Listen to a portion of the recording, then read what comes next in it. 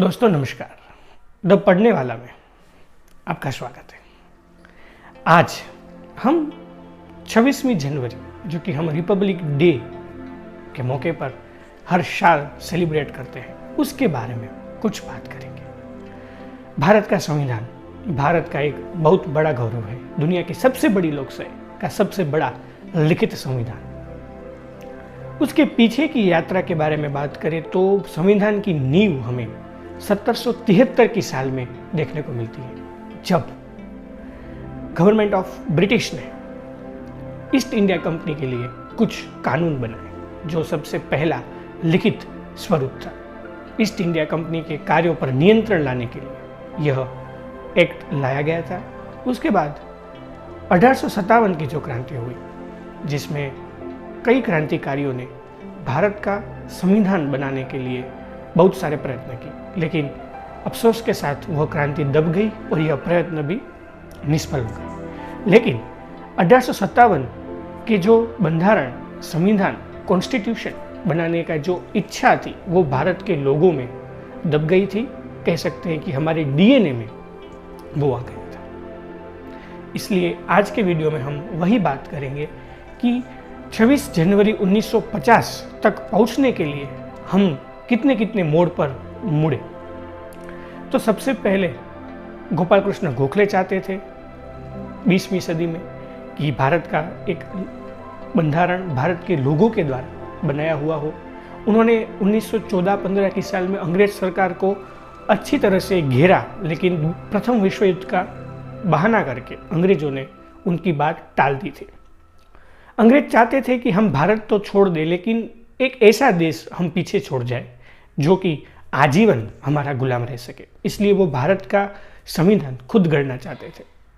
लेकिन 1922 में गांधी जी का स्टेटमेंट आता है कि भारत का जो संविधान है वो भारत के लोगों के द्वारा ही बनाया गया होना चाहिए। इस संविधान के जो स्टेटमेंट था वो भारत के जो स्वतंत्र सेनानी थे, भारत के जो पॉलिटिकल लीडर्स थे, उनमें अच्छा इम्पैक्ट डालता है। और 1928 में पंडित मोतीलाल नेहरू ने एक रिपोर्ट तैयार की जिसको इतिहास में हम नेहरू रिपोर्ट के नाम से जानते हैं। उसके बाद संविधान गढ़ने की, संविधान बनाने की जो एक प्रक्रिया थी वह तेज होती दिखाई दे पड़ती है। 1935 में गवर्नमेंट ऑफ इंडिया एक्ट आता है, जिस एक्ट में कई सारे ऐसे प्रावधान थे जिसका एडॉप्टेशन हमारे संविधान में 1950 के जो लागू हुआ उसमें किए गए हैं। अगर हम 1950 की पहले के कुछ साल की यात्रा के बारे में बात करें तो 1946 जब द्वितीय विश्व युद्ध पूर्ण हो चुका था, ब्रिटेन में सत्ता परिवर्तन हो चुका था।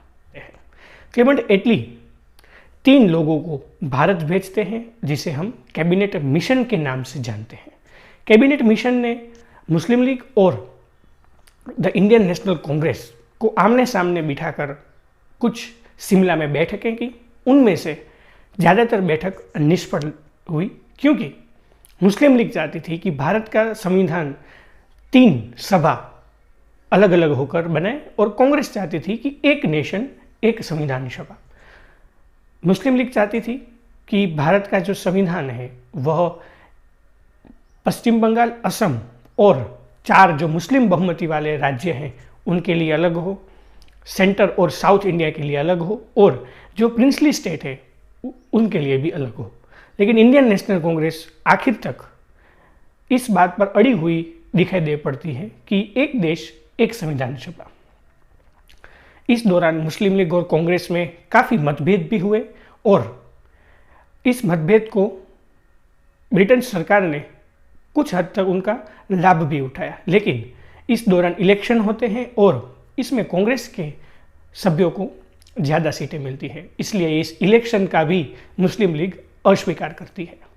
उसके बाद 16 अगस्त का जो दिन था वो भारत के इतिहास में काले दिन के रूप में भी हम देख सकते हैं, जब मोहम्मद अली जिन्ना ने डायरेक्ट एक्शन, सीधे पगले की बात की, और भारत में जो कौमी रमखाण हुए, कौमी दंगे हुए, वह इतिहास का एक काला पन्ना हमारे सिर पे लगा हुआ है।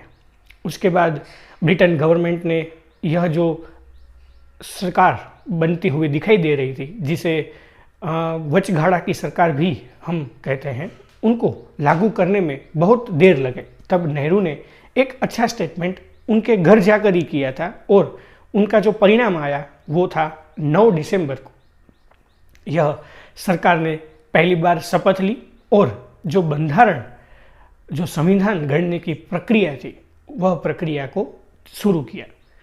उस प्रक्रिया में मुस्लिम लीग ने भाग नहीं लिया और भारत के पार्टीशन की बात उस समय में दृढ़ होती दिखती गई और जो सभ्य पाकिस्तान के इलाके से लोगों ने भेजे थे वह सभ्य पार्टीशन के बाद पाकिस्तान चले गए और उनके सिवाय के सदस्य जो भारतीय थे, जो भारत के लोग थे, वह इस संविधान सभा में बैठते हुए दिखाई दे पड़ते हैं। और 26 जनवरी 1950 के दिन जो संविधान लागू हुआ, वो संविधान 2 वर्ष 11 महीने और 18 दिन की मेहनत के बाद लागू हुआ था। वह संविधान को बनाने के लिए 111 से भी ज़्यादा बैठकें हुई थी और इस संविधान को लचीला रखा हुआ गया है। जो कानून समय के अनुसार निरंतर बदलते हुए हम देखते आए हैं, लेकिन जो बंधारण, जो संविधान का मूल ढांचा है, वह रिजिड है। वह किसी भी व्यक्ति, किसी भी सरकार के द्वारा नहीं बदला जा सकता था। यह भारत के संविधान की एक सबसे बड़ी विशेषता है। तो अगर आपको ये वीडियो पसंद आया है तो आप अपने दोस्तों के साथ इस संविधान के छोटे से इतिहास जानने के प्रयत्न को आप पहुंचाएं और उनके नॉलेज में भी कुछ बढ़ोतरी करें।